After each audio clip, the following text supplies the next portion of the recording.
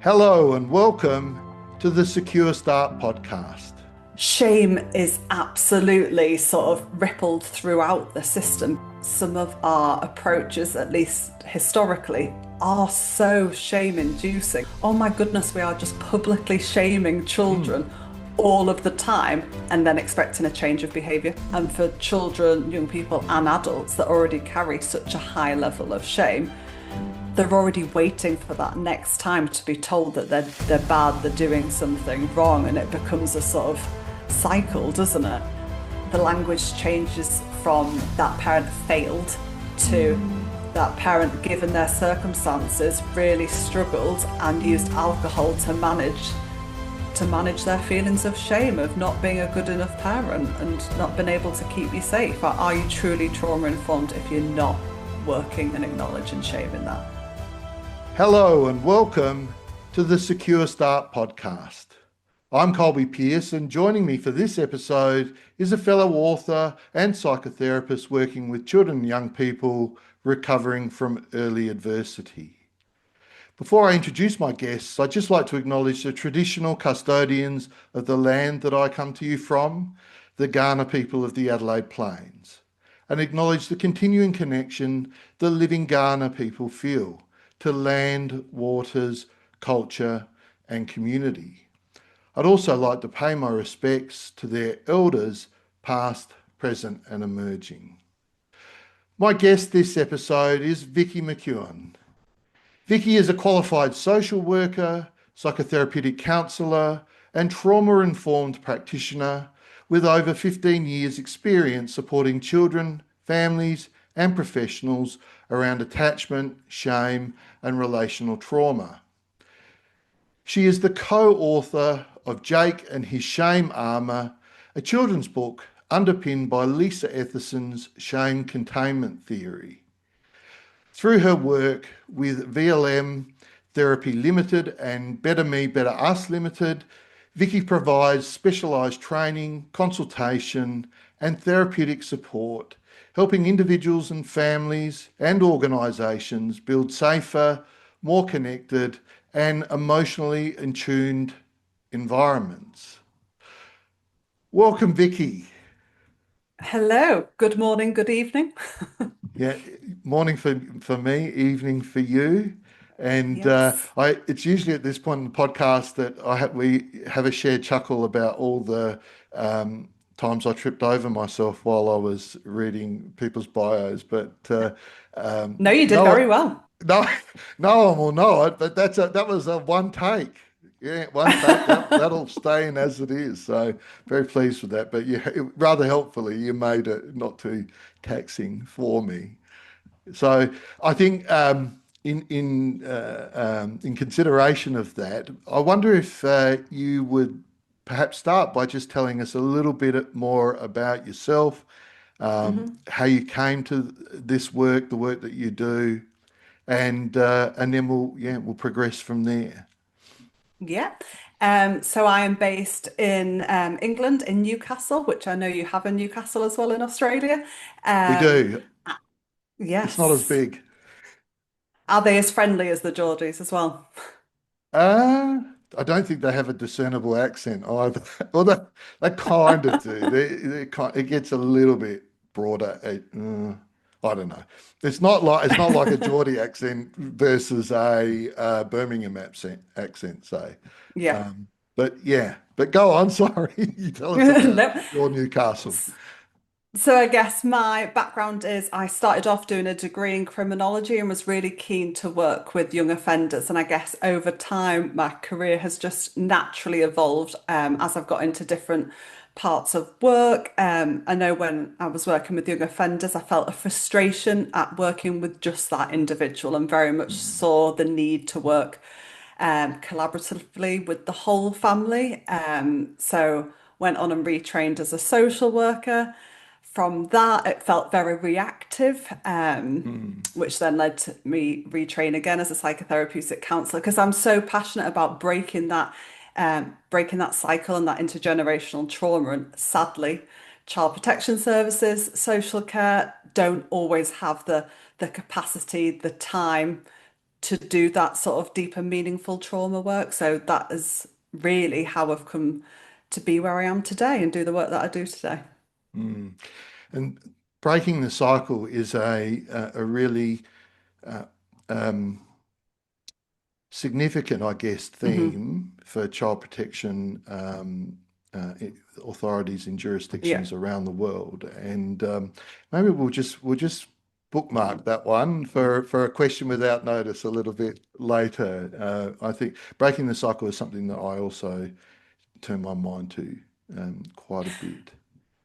I think it's so important, and I have worked within the Northeast for the last 15 years. So, generally speaking, you see the cycle repeating and the same families Mm, coming through. And I work quite a lot in adoption and fostering and also sit on adoption panels. So, you absolutely see those same families coming through, which for me makes it even more important that we do that meaningful work so that yeah, mm. the cycle is broken. But yes, we can come back to that. Yeah, yeah, yeah. Well, I've made a bit of a note there on my pad. So yeah, tell us, were there had there been any besides your own work experience? Has there been any particularly influential people that you have interacted with, and or theoretical frameworks that you find have been really Mhm. significant in your development in this space?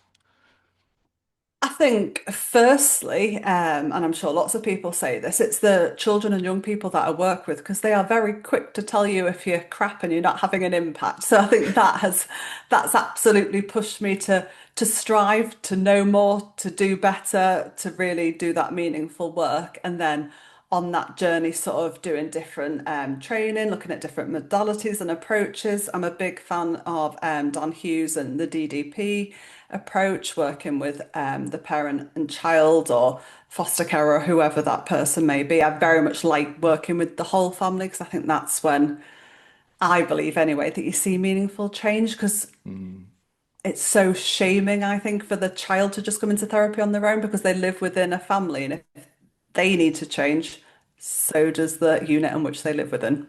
mm. Yeah, yeah. It's interesting. I know when I read your bio, I was interested that you also have an interest in attachment theory, and that guides your work in some way. What do you say about attachment theory?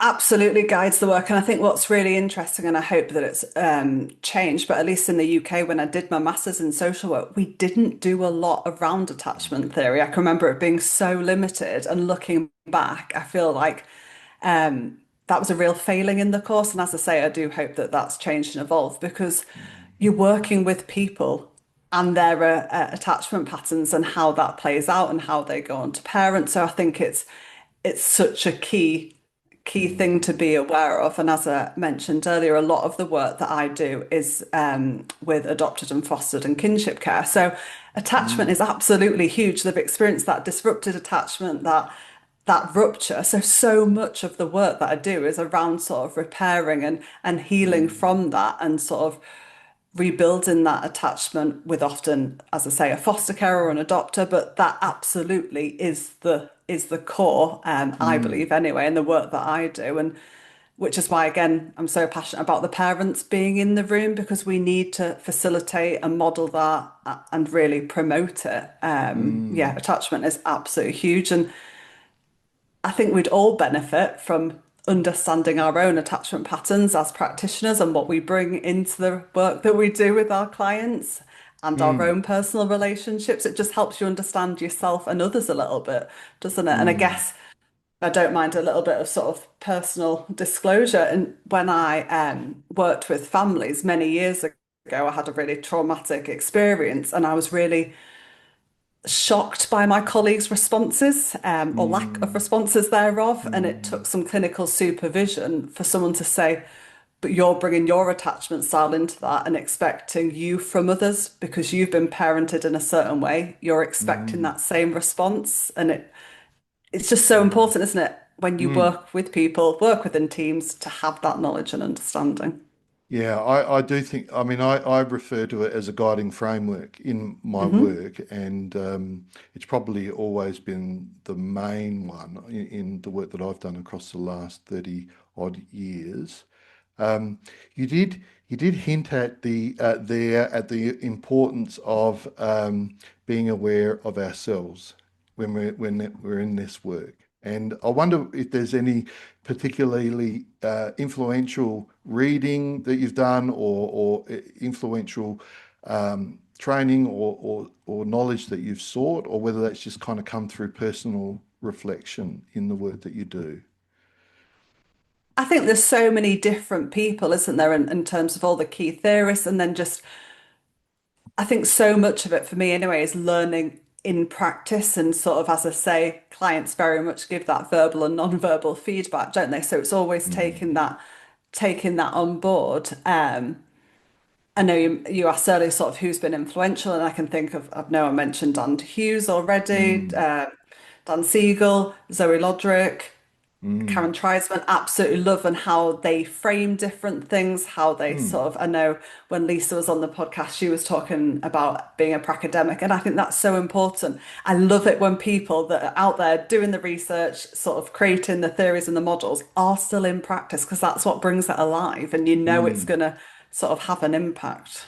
Yeah, Lee, I was kind of leading you a little bit towards that because I was recalling my conversation with Lisa, and this is Lisa Etherson, and we'll talk more about Lisa a little, in a little while as well. Yeah. But Lisa said two really key things in her conversation with me. One was, yeah, talking about the idea of the pracademic, so the academic person who's doing the research and developing that professional knowledge, which I think it's fair to say that professional knowledge that is imparted from research in an academic institution still carries more weight than, or probably Hmm. carries the most weight in terms of how we approach the work. I don't necessarily agree with that, and I'm not, but I think that academics do, they bridge that gap between academic endeavor and knowledge that is generated through that.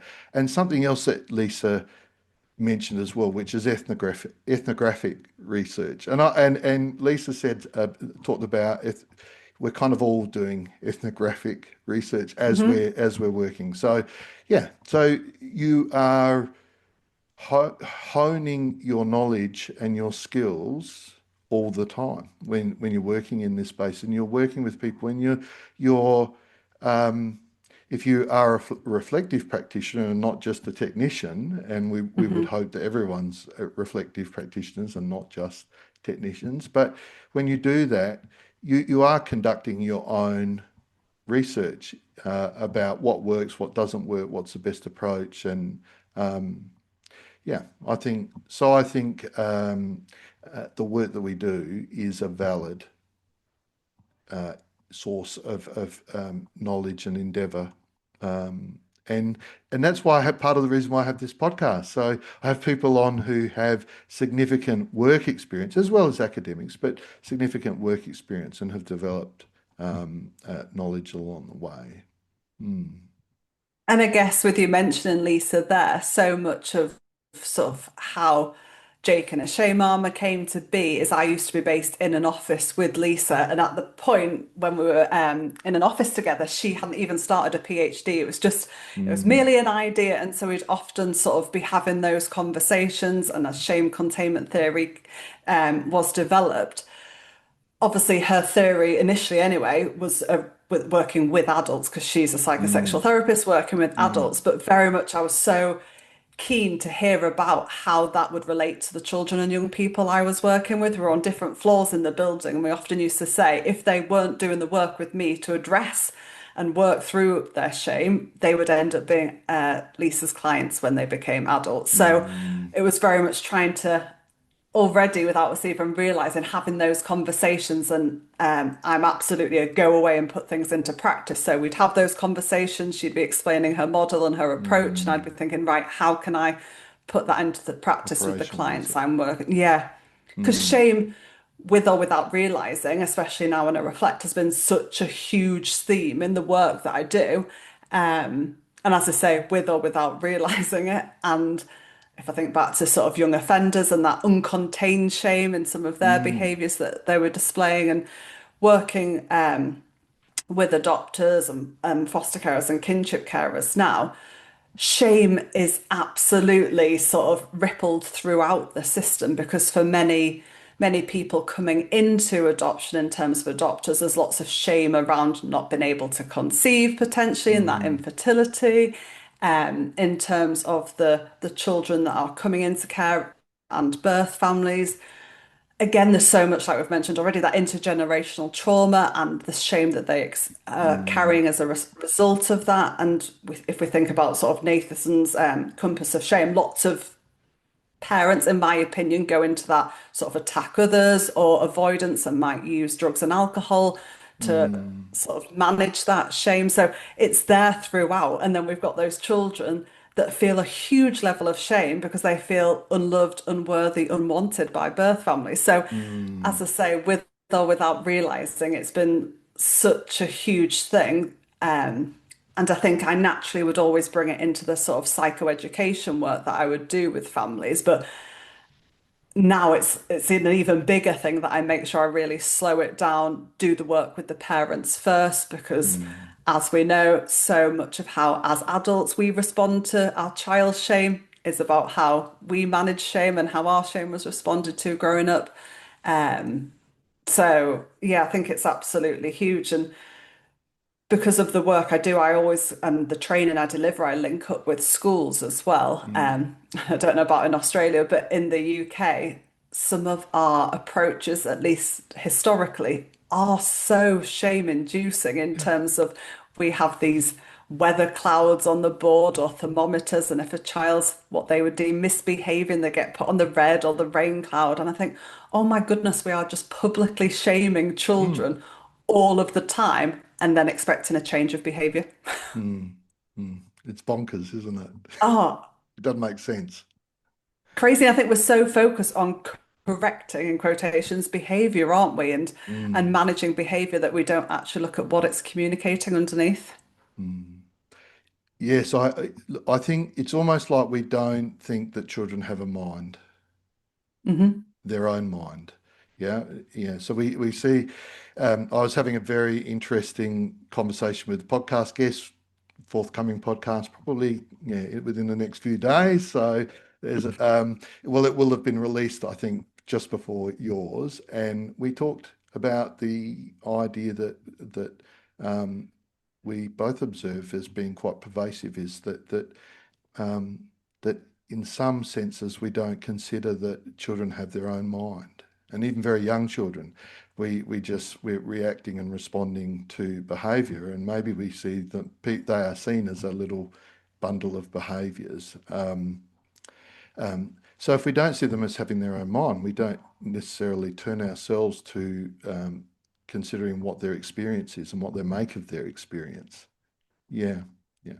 And shame, you've referred to shame, and you've referred to Lisa's shame containment theory, and I am getting the sense that that's also a very powerful guiding framework for you in the practice that you do. Um, Wonder, I've had Lisa on, and but for those people who haven't read about Lisa's work or heard her on my podcast or others that she's done, perhaps if you could just give us a little bit of an explanation of shame containment theory and how it is how you put it into practice in your work. Hmm. Well, I definitely won't be able to explain it as well as Lisa, so people should Sorry about definitely that. check out her stuff. But I guess it really highlights that shame is part of our attachment system, and it goes off as an Mm, alarm when we fear that real or perceived rejection, and we need to stay connected with our with our parent or caregiver. Which again, when we talked about attachment earlier, just shows, doesn't it, how it's absolutely all linked. And mm, Lisa's theory very much talks about shame and how we respond to it and how it can be contained shame, or uncontained shame. And Mm. the uncontained shame might come across in sort of withdrawal, sort of violence, big outbursts, and how we develop over time. And in response to how people respond to our shame containment strategies. And I Mm. think even as adults, that's just really useful to know that some of our behaviors have a purpose. They're there to try and protect us, to help us survive, to contain our shame. And even with some of the adult clients I work with and the parents, just explaining this theory to them helps them understand themselves and their responses in certain situations, or perhaps why they withdraw in terms of containing the shame. So they're withdrawing from certain situations to avoid any shame-inducing experience. And again, I think if we think about how much sort of research has changed over time, traditional parenting, in my opinion anyway, was really shaming because at Mm. times of overwhelm or need, we would put a child onto a naughty step or time out or send them to their bedroom. So we didn't ever teach children that shame is appropriate, it's a valid emotion, it's something to sort of be supported through and it will pass. It has a purpose for being there. I think over time, children that are now the adults are Mm. feeling that shame is something to be avoided at all Mm. costs, which is absolutely not true. So I guess with Lisa's shame containment theory, I very much not dilute it, but sort of adapt it into Mm-hmm. child-friendly language and Tell things us like about that. that. Yeah. So in terms of the book Jake and his Shame Armour, as with many other resources that I might often bring into sessions with a child, it's useful to sort of read that story so that a child can relate to it. It's not direct, Mm. it's not saying this is you, but they can start to see elements of themselves in a very non-shaming way. And then Mm. so often when I've used it in sessions, I've found that children will say, "I do that," or "Someone in my class does that," or "That's how I feel," and it just starts that language and really gives them permission to engage with shame without feeling shame, and helps Mm. the adult just through, as I say, with the parent being in the room. It's you can start to have those open, safe, supported conversations and where possible, I think it's really useful for the parent to be able to lean into their vulnerability because we're Mm. human too and we make mistakes and we experience shame. And I think being able to share that with your child really, yeah, brings the human side. And as I say, can be really healing for both child and parent and how you move forward with it. And I wonder about the role as well in that of then parents being able to identify with the idea of an inner world in their children. You know, that they're Hmm. not just reacting and responding to things that happen, but they have their own inner world and inner life. Hmm. Um, and um, you know, there are, I guess, schools of thought in psychotherapy that one of the reasons why we interact with parents and when we do is that we're encouraging them to think about the internal world of their children and one way of doing that is to reflect on their own experiences growing up and how they felt and how they responded to and how they thought about things that happened in their life.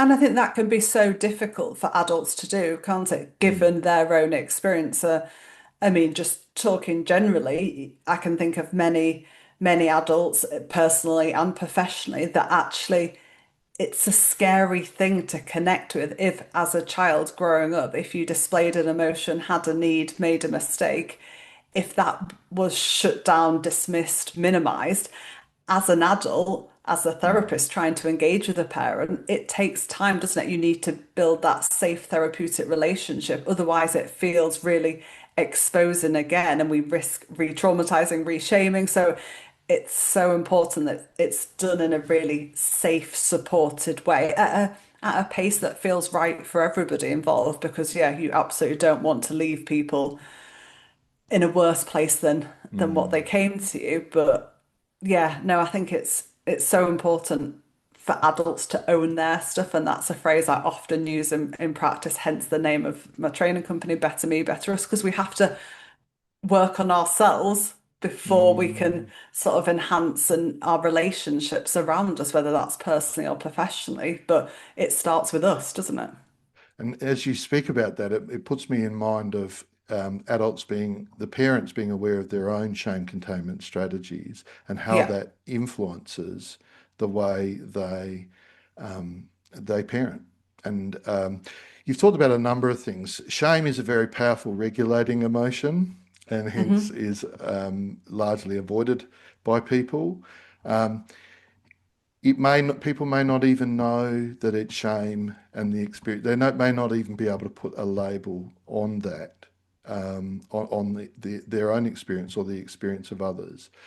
Um, I think it'd be really interesting for our listeners to hear what shame looks like, what shame and particularly what shame containment strategies look like in children and young Hmm. people. I guess shame presents differently in everybody depending on their experience, both past and present, and the environment that they're in. Shame can present in terms of sort of lying behavior, sort of denying that they've done something. Like I've mentioned already, that violence and aggression, that withdrawal from people, going really quiet, perfectionism. Again, I know I keep speaking about adopted young people, but especially when a child has newly moved in with adopters, we see a lot of perfectionism because I want you to Mm, like me, I want you to love me, I don't want you to see my shame and to see that I'm unworthy and lovable. mm, And I know it can then be a shock when sort of a year down the line, adopters are like, this isn't the child that initially moved into the home, when those behaviours come out. mm. And so, yeah, those behaviors can come out in different ways depending on who they're with. I think we see a lot of young people, young males, I don't want to generalize too much, but sort of going to that aggressive, violent behavior to recontain their shame if they feel exposed. Mm, Um, because, yeah, there's that masculinity, and that's a whole other topic, isn't it? But absolutely, there's that aggression and violent behavior. And I know Lisa and I spoke about, because obviously we've written the book about Jake, about a male, and how perhaps we need to write a book about a female because it mm. might present so differently. Not always, but can present so differently in terms of that withdrawn, that self-harming behavior, perhaps. And again, in lots of young Perfectionism. girls, there is, yeah, that perfectionism. Absolutely. Took the words out of my mouth. Mm, mm. Um, so what I'm hearing you say is that perhaps a lot of, or at least a significant proportion of behaviours of concern that adults might identify are in fact shame containment behaviours, and those shame containment behaviours can be habitual. As I understand it, we do them all the time, or a lot of the time, and so perfectionism might be an example of that. Lying might be an example of that. We may be aggressive a lot of the time, or a child may be aggressive a lot of the time, but they may also be just situationally aggressive as well. Hmm. So so there's there's kind of attachment injuries and the management of those with certain shame containment strategies, I guess, and then there's those big times of uncontained shame. And it's interesting shame is the emotion, but there are ideas or beliefs or thoughts, cognitions, however you want to refer to them, but there are self-deprecating ideas that are associated with the experience of shame, which you being unlovable, not good enough, and unworthy. I think inadequacy, feelings of inadequacy, is probably one of the big Hmm. ones, and that's, I guess, that's the nexus or the point of meeting between, or maybe one of, but is an important meeting of shame containment theory and attachment theory, because attachment has so much influence over those. internal beliefs, those ideas that we Oh, have about ourselves, and other people and our world. Um, and shame's a pervasive. Everyone has shame. It's part of. It's a bit like anxiety. It's part of the human condition. Um, what I say about anxiety is it stops you from doing dumb things. When it's functional, it just stops you from doing things that jeopardize your well-being, physical, emotional. Um, and shame, in a way, has a powerful regulating influence, and that's, I guess, why, circling back to what you were saying about conventional behavior management, that's why it has become part of, endemic in the way hmm that we have raised children and cared for children in schools and so on. And people would then say, wow, this conventional behavior management, express all the worries that or concerns that you have about it that you like. It's really powerful, but it's not yeah. really. It's not the strategy. It's the shame that is the regulating influence.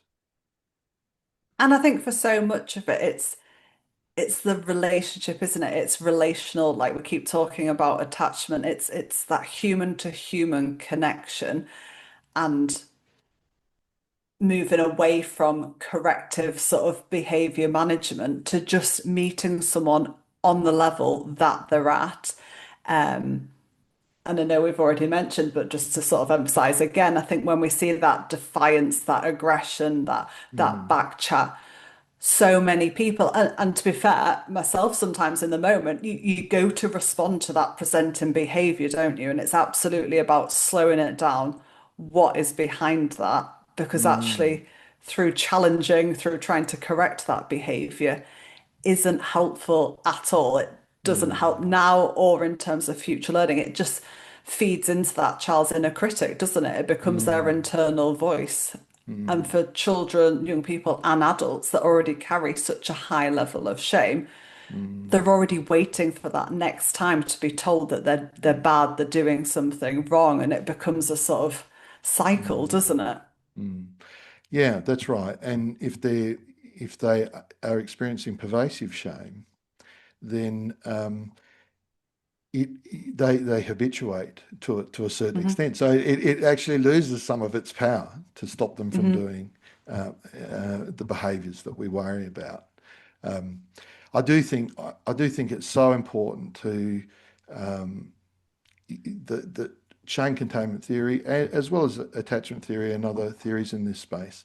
They're so important in terms of encouraging adults to consider the experience, not just focus on the behavior of the child. Yeah. I wondered while you were talking, and I asked you about what the shame and shame containment strategies look like in the children. I was also thinking about, well, what do they look like in parents? And how does that, do they, particularly, how do they look in terms of how parents approach that role, be whether they're kinship parents, adoptive parents, birth parents? I think it's really interesting because how I see shame present in the parents that I work with, I think sometimes I see parents go into that withdrawal and they don't want to be part of their child's therapeutic process. And I know that's a protection thing because they don't want to be vulnerable to be in an environment where they might be told that they need to do something differently or how their parenting isn't working. Mm, Um, and again, from experience, I often see sort of parents putting so much, and I know you've mentioned it, so much focus on the child rather than understanding their inner world and what that's about, that we go into sort of, yes, but you did that, you hurt my feelings, you upset me, you made me angry. And we mm, project that parents, the adults project so much onto their child. mm. Um, As if that wasn't something that was under their own potential influence, their mhm, feelings, their mhm. reactions. And Mm, I know I've said a few times today about people being human, but we're finding more and more in the UK, there's adoption disruptions and adoptions are breaking down. And I think lots of adopters are academic, they're very knowledgeable, intelligent people. So there's a Mm, level of shame that comes up when having to approach services for support, mm, especially if those sort of social care, those child protection services are used to often working with sort of low socioeconomic areas. So actually these middle class families, those workers aren't always experienced in responding to that. And some of the mm, interactions, the language that professionals are using, well, why have you done that? mm, What led you to do that? Just um, really blaming and shaming, which again isn't helpful, is it? Because everybody then sort of puts on their shame armor and becomes really defensive and protective because they feel threatened mm, by the professionals, by the system. And mm. equally, social workers feel threatened, don't they? When families are telling them they're doing a bad job or could do better, their shame armor comes on, and it's happening everywhere. I do wonder whether, and I'd be interested in your thoughts about this, I do wonder whether it's endemic. We talked about it a little bit earlier, that people are not, they don't easily or immediately turn their mind to the experience of another person, that we remain superficially connected to what we're observing in others. And usually that's around their behavior. There's an inordinate focus on those very easily observed behaviors or emotional expressions. And the value of shame containment theory and theories like it is the way, well, one aspect is the way in which it encourages people to consider that another person has a mind. They experience things and they think and about things, or they may not even think about it. They have a subconscious or an unconscious mind that is processing and responding to the experience of the world of relationships. Mm. Out of just interest, then, what do you think is sort of the reason for that? Why people sort of don't connect on a deeper level to others' experiences? Hang on a moment. I was just curious. I'm just Question always without learning. notice. This is my podcast. I'll do the questions. Thank you. Um, I, well, I think I wonder if people. I think life is hard, and I think for a lot of people, and I think and if it isn't contemporaneously, it has been, and it will be again. And I think that people habitually defend against considering their own experience, thinking about their own experience. So I think that probably, so so my first response would be that I think that everyone probably struggle, not everyone, but a lot of people struggle with making the transition from being a observing and reacting and responding person and practitioner to a thinking one. Mhm. And you can see that, for example, in the level of interest in that's emerging in reflective practice and reflective approaches. Yeah, as if that's novel. And Mhm. like the reality is it kind of is novel because I Mhm. don't think people naturally um, reflect on their inner experience. Not so much these days. I wonder whether when psychoanalysis was perhaps more endemic in the way in which we talked about mental health and well-being concerns.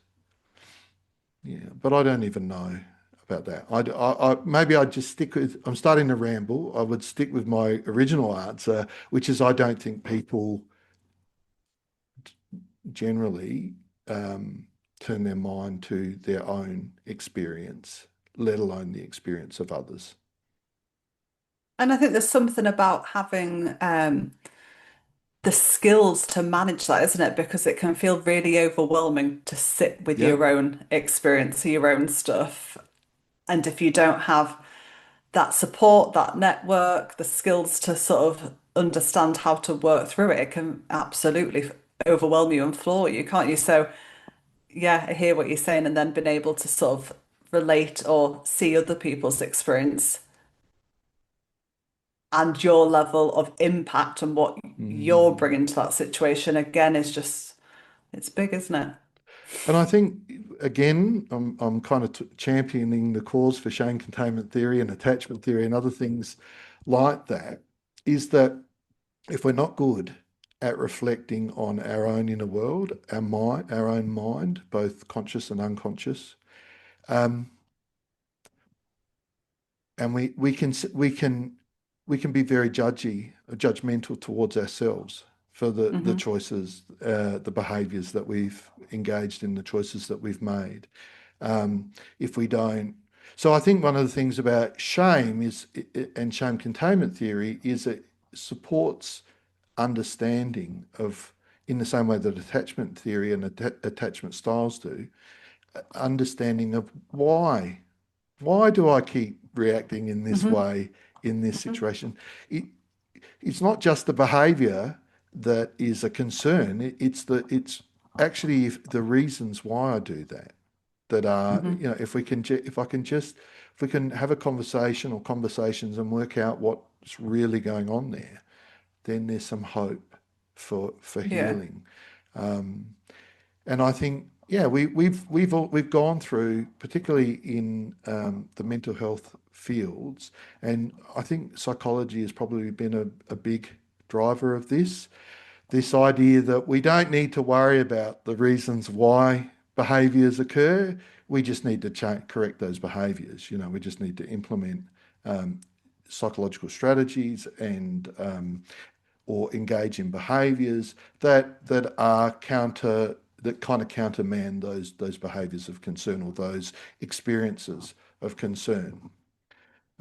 So even professionally, and particularly for psychology, we moved into CBT and we moved away Hmm. from Hmm. consideration of the inner world, the unconscious and unconscious motivators and drivers. Um, and maybe shame was part of Hmm. that. How shame is pervasive. Maybe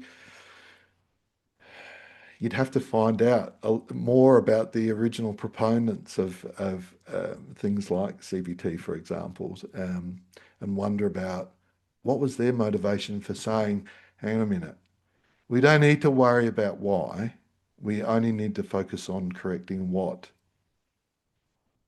Oh, God. I know that's probably a bigger topic, isn't it? But it was making me think about I was reading something that Betsy Terry had written fairly well, she might not have written it recently, that talked about sort of trauma processing and trauma recovery, sorry. And she said, can we really recover from trauma if we don't acknowledge the impact of shame? And I guess so many people might not be explicitly working with shame. And does that mean that those individuals are always going to be stuck in that sort of that shame loop and find themselves experiencing uncontained shame and not really understanding their behaviors and responses? And it definitely made me think and reflect in terms of how much sort of my knowledge and understanding has evolved over time. And if I could go back and work with some clients that I worked with Mm, 15 years ago, how I would do it differently or be bringing in shame more explicitly to the work that I was doing. that's a brave thing to do. And not everyone's up for that either, No. for a range of reasons, including that they've run off their feet and they don't have time Yeah. to do that. And you see that a lot in child protection circles where people are just run off their feet, reacting and Hmm. responding Yeah. um, in habitual ways, in procedural ways, because that's how they Hmm. manage the work that they do. Yeah. Yeah. Just bringing it back But to Jake and his. Sorry, you were going to say something, add something? no, I was going to actually link it to that because I was thinking about Yep. how the work that I would have done with those clients in the past is very much now what I always try and make sure I do with the clients I'm working with now in terms of using Jake and his shame armor as a story, as a sort of narrative to start to unpick and relate to the child. And then I think so often, as I say, with children and young people, I think adults are the same. Sometimes we just need that hands-on stuff. And so in sessions, we might make a shield. When does that shame armor come on? What do you protect against? And it's role playing it or playing it out and sort of slowing it down. You can have those conversations whilst you're making your shields or your armor. Um, Again, where possible, you hope that the parent's able to open up and start to share some of their experiences or sort of relate it more generally to other Mm, people that are in their lives. And it's, I know I sometimes use Play-Doh in terms of having a figure and covering it in Play-Doh because that's what it feels like, doesn't it? Like we get hidden behind the shame. Our mm, behaviors, that those other behaviors are present, are evident because we don't want people to see how bad, how unlovable we are. And it's mm, like you've referenced before, it's going back to that core person of who they are and taking the time to understand them and their mhm. experience. And it's a slow process, isn't it? And a bit like when you mentioned CBT, I often still feel frustrated sometimes, not all the time, sometimes when I receive referrals or bits of work that are being commissioned and they're like, can you work with this child and family for 12 weeks? 12 weeks to address so much trauma and attachment disruption and shame. 12 weeks is nothing, is it? Yes, it's a starting point and you can start that Mm, psychoeducation, but some of this is a lot more long term and takes time. And so much of it, like I referenced earlier, is about building that emotional safety in that therapeutic relationship before you can even get into that work, because it just wouldn't be mm. safe to just expose them. Yeah, yeah. Yeah, I think, look, um, I think CBT has its place, and certainly that, 12 weeks to implement some behavior change strategies um, for mild to moderate mental health concerns. I think that's its place. I don't, I don't think CBT was formulated for the difficult work of relational trauma. In and of itself, just as a pure CBT approach. I know there's trauma focused CBT. Um, I'm not even sure that. I think I think 20 sessions is kind of recommended in the first tranche of that. Mm. Um, but I'm happy to be corrected on that. But I do think, yeah, when you're limited to 12 sessions, we have something similar here in Australia where you're limited to 10 sessions for which a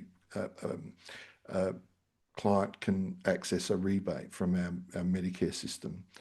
And you're kind of almost limited to doing CBT in those circumstances. You Yeah. can't really scratch the surface too much. I know with CBT there is analysis of sorts in terms of understanding the antecedents and of the behaviour and later the consequences and reinforcers and what the person gets out of it. But yeah, like I said, it's more of a case of it's not so much why you're doing it from an intrapsychic point of view. It's more about what you do and what we can do to, yeah, to implement behavior change strategies. Yeah, Mm. definitely. So tell us a little bit more about Jake and his shame armor. If you're happy to do so, give some teasers Mhm. for listeners about what's in it and how you use it in therapy. So as I say, it's very much a storybook. It's not huge. I want to say it's 24 pages, but that might not be true.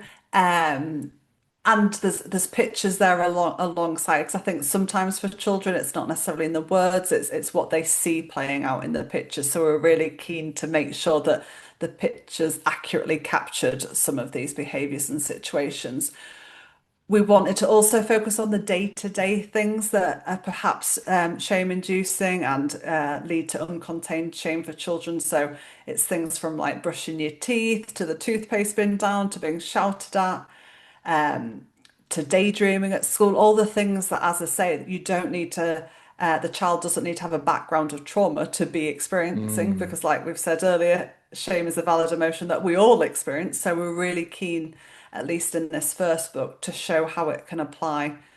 And it's an mm, important conversation to have with all children and create shame aware families, shame aware environments, schools, systems, as I say, to just really start the conversation. And what's been fascinating and we're still getting messages like this, is the amount of adults the book that has really touched. So they might have bought it with Mm, the aim of reading it alongside their child, but the messages are in terms of, oh my goodness, this was me, that was my experience at school, I think can only be a positive that people are having that level of awareness and reflection, like you've already mentioned, so that they can take that into how they parent and how they engage with shame in their child. And it's a book that can be revisited depending if the child's had a bad day at school or something tricky's happened. I would say it's not something that you just read once and then it's done. It's something that you can step in and out of, revisit. You'll probably draw on different elements of it at different times. If you were Jake, what would you need us to do in that situation? Have you ever felt like that? There's lots of mm, sort of gentle conversations that can come from it, mm, which I think can only be a positive. mm. And there's a companion book that's come out Yes. subsequently. Tell us a little bit more about that. So for those that wanted it, we wanted to sort of put Lisa's sort of shame containment theory in more detail. So as I say, Mm, parents, adults, teachers, social workers, whoever can really understand the theory and how, as I say, because it's simplified, isn't it, in Jake and his Shame mm, Armour in the storybook. So we wanted to give them the more detailed version in the guidebook, looking at how it relates, asking adults to pause and reflect on their own experience of shame growing up, both as a child and how that impacts them now. We wanted to talk about the how it's experienced for sort of in education, for care experienced mm, young people, because there are slightly different experiences depending on your background and what you're experiencing. So as I say, it was to go alongside, and we've had really positive feedback from that. I know Lisa's been going into local authorities, which again is fantastic. The social workers are embracing it. They want to hear. mm, And I think what's fantastic is it changes, or I hope, and I'm starting to see it already sitting on adoption panels, it changes how social workers are writing their assessments because they're shame mm, informed. They're not as much anyway using shaming, blaming language. They're seeing these behaviors mm, for what they are, protective survival behaviors, mhm. which is fantastic because, as I say, that bit of information is what will be shared with the child moving forwards. And if it isn't full of judgment and Mm, assumptions and blame and shame, again, I think it can only be a positive. So yeah, we're hoping to continue to sort of spread the word, and just continue those conversations on all different levels, both, as I say, mm. with parents, teachers, social workers, therapists, and just individuals, wanting everybody to look at their own shame. Yeah, yeah. Or at least consider reflect on their own experience. Yeah, Hmm. yeah. And with shame containment theory being a kind of a framework, a guiding Hmm. framework for doing that. Yeah. Um, I was thinking while you were talking about child protection and how confronting it might be, and but also potentially paradigm shifting for statutory social workers to be practicing, approaching the work with shame containment theory as Hmm. a not the only, but as an important guiding framework. Um, for example, when children are removed because they're unsafe at home, parents rarely present better. Hmm. Why is that? Well, it could be that they've always been scoundrels, but I suspect that it's not often necessarily that. I think it's Hmm. probably got more to do with the experience and how of habit of child removal and the way that's processed both unconsciously and consciously for them and how it's expressed in their problematic shame containment strategies. Hmm. Oh, absolutely. And as I say, for me, the assessments that I've read that where I can tell without knowing that the social workers have had Lisa's training, has a huge impact because you just view and read about the behavior so differently. You don't see the language changes from that parent failed to Mm, that parent, given their circumstances, really struggled and used alcohol mm, to manage their feelings of shame of not being a good enough parent and not being able to keep you safe. Like it very much changes how it words, how it's written, rather than, as I say, it being about blame or judgment. yeah. I think it's a really good addition to the knowledge frameworks that are out there, and most of my work experience over the past 30 years has been interfacing with child protection, out of home care, adoption, and like I would say, we kind of had a good go at it with attachment theory, um, but attachment theory, at least as it has been incorporated into practice in child protection spaces, um, has been inadequate in terms of, I think, in terms of, I'm not saying attachment theory per se is Hmm. inadequate. It's been inadequate in encouraging practitioners in the space to think deeply about the experience of birth parents and birth families and why things happen that that that do happen and necessitate a safety intervention. Um, and also, it's kind of it's been misused in the sense that attachment theory has been used as a reason for removing children and a reason Hmm. for persisting with trying to settle them in a family-based foster placement, for example, even though they may have had 20 of those that have broken down. I think so. I think there is definitely a place to um, to say, well, attachment theory, for example, is really important, as are other theoretical traditions and orientations. But there is a place for a theory that really gets to the nub of it. Because I believe that self-worth and adequacy are really at the heart of all human motivation. Hmm. And the desire to be perceived to be a person of worth and to be an adequate person. Yeah. Um, and if shame, people talk about an antidotes to shame. What are the antidotes to shame? Love, respect. Connection, isn't it?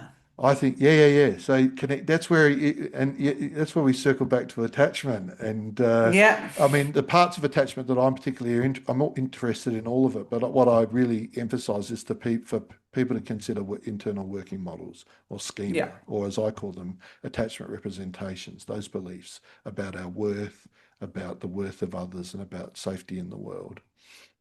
And I think. If shame containment theory is one of those um, theories that will be influential in this space, then that's great, because I do think we need to get better at turning our mind to what's going on in the experience of a person and a child. Yeah. Definitely, definitely. Well, um, I feel like we've covered all the areas that I wanted to talk about, and hopefully, um, I'll hold you responsible if anyone says that I talk too much in this podcast because you asked me a question during No. it. Ah, dear. I think we're both chatters. I think a lot of the people I speak to are chatters, and that's fine. And I like a good chat. So. Look, I wonder, was there any final word that maybe to sector professionals, psychotherapists, or even to parents that you would like to express?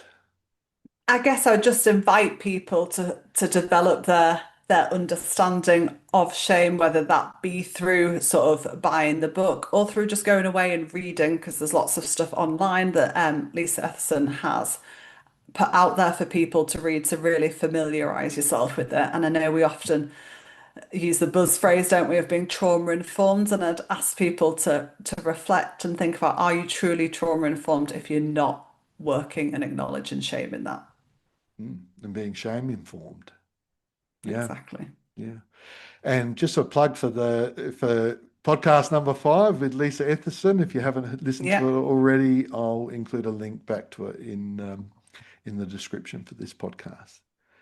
Well, listen, Vicky, it's been a pleasure to have you on. It's getting on a bit in the evening for you. It was, well, at least, you know, in terms of my bedtime, I couldn't record a podcast at 8:30 in the evening onwards.